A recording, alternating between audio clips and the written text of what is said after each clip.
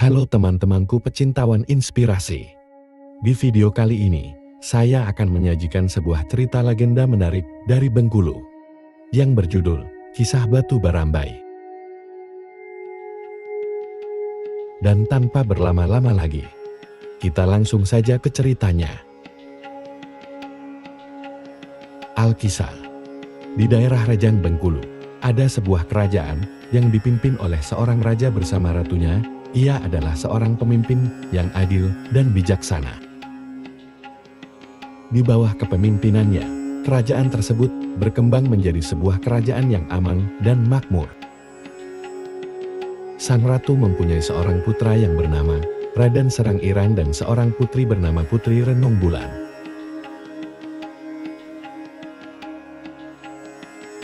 Raden Serang Irang adalah seorang pangeran yang tampan dan berbudi pekerti yang luhur. Selain itu, ia juga mahir bermain silat dan menguasai ilmu peperangan. Tak seorang pun di negeri itu yang mampu mengalahkan kepandaiannya. Dan sebagai putra tertua, ia senantiasa menjaga dan melindungi adiknya, dan siapapun yang berani mengganggu sang adik, maka dia akan membelanya walaupun nyawa taruhannya.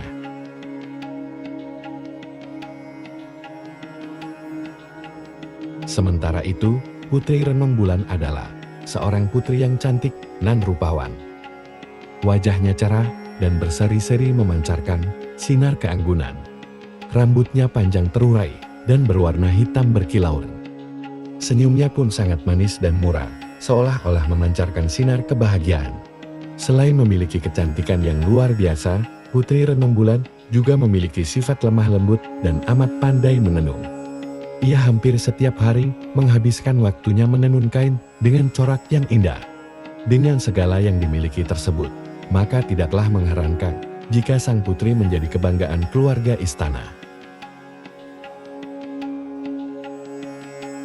Suatu hari, ketika Putri Renung Bulan sedang asyik menenun dan Raden Serang Irang sedang berlatih silat, tiba-tiba dipanggil oleh sang ayah untuk menghadap. Keduanya pun menghentikan kegiatan mereka dan segera memenuhi panggilan sang ayah. "Ada apa, Ayah? Kenapa ayah tiba-tiba memanggil kami menghadap?" tanya Raden Serang Irang penasaran. Ratu hanya tersenyum sambil mengelus-elus jenggotnya yang sudah memutih. "Begini, putra-putriku, umur ayah sudah semakin tua dan tidak lama lagi ayah akan meninggalkan kalian," kata ratu. "Kenapa ayah berkata begitu? Bukankah ayah masih tampak sehat-sehat saja?" tanya Putri Renung Bulan heran. "Kamu benar, putriku. Meskipun ayah tampak sehat, namun ayah mempunyai firasat bahwa ayah tidak akan lama lagi hidup di dunia ini," ungkap ratu. "Oleh karena itu, jagalah diri kalian masing-masing." Selanjutnya, ratu berpesan kepada putra-putrinya dengan ungkapan berikut. "Jika ingin merasakan asin, makanlah garam. Jika ingin merasakan pedas, makanlah cabai. Kalau mau terpuji, berkelakuanlah yang baik terhadap sesama. Lanjutnya, putraku Serdang, jagalah adikmu baik-baik." "Baik, ayah, kami akan selalu ingat semua ayah," jawab Raden Serdang.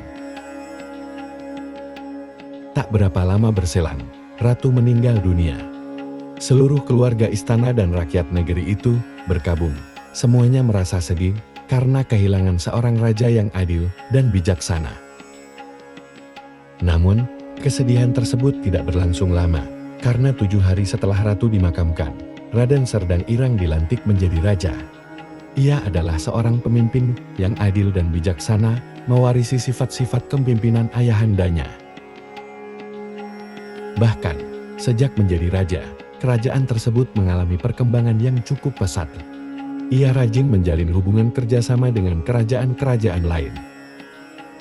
Kerajaan pertama yang diajak kerjasama adalah Kerajaan Sungai Lemo yang juga dipimpin oleh seorang raja yang masih muda.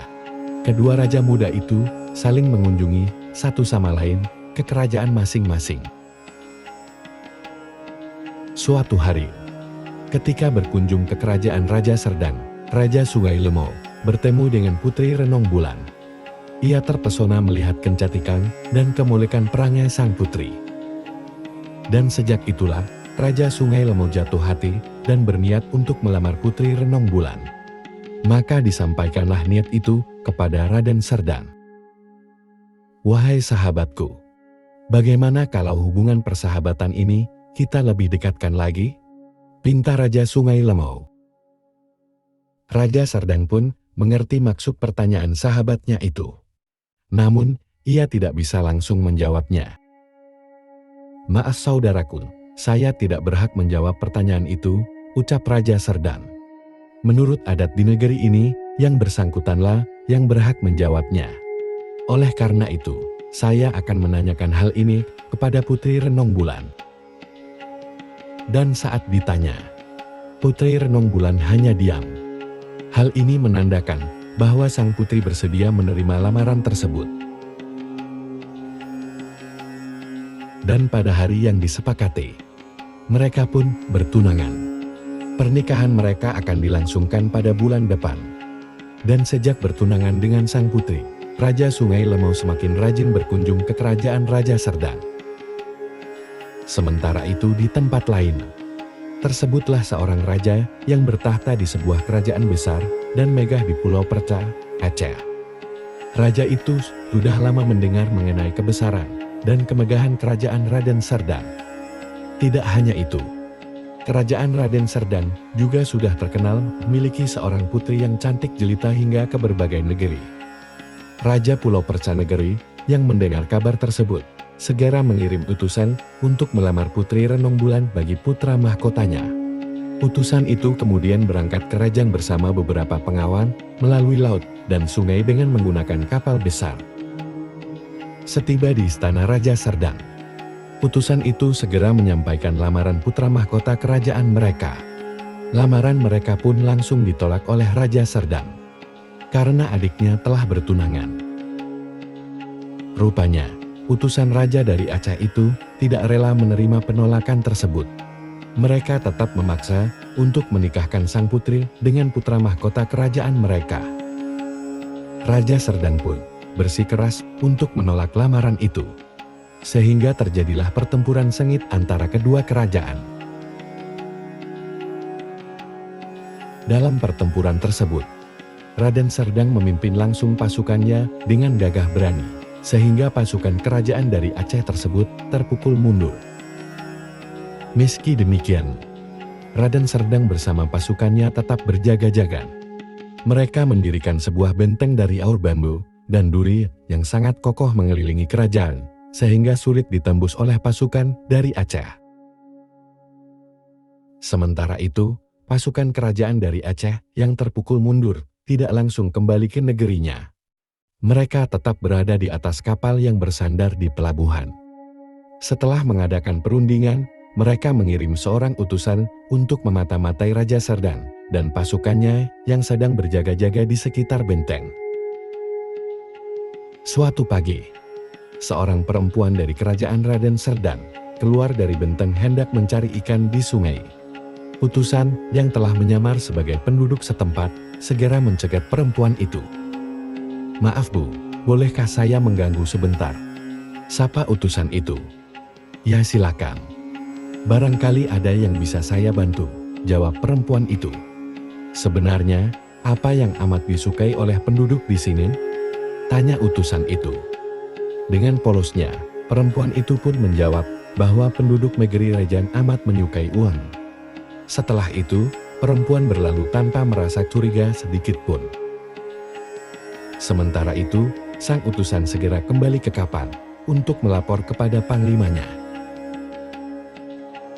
Mendengar laporan tersebut, sang panglima segera memerintahkan pasukannya memenuhi aur dan duri dengan uang kertas. Rakyat Raja Serdang yang tergiur melihat uang kertas tersebut beramai-ramai menebang aur, sehingga terbukalah benteng yang selama ini sulit ditembus. Melihat hal itu, pasukan dari kerajaan Aceh tidak menyia-nyiakan kesempatan. Mereka segera masuk ke dalam istana dan berhasil mengalahkan Raja Serdang dan pasukannya. Raja Serdang pun tewas dalam penyerangan itu. Sedangkan Putri Renong Bulan berhasil ditawan.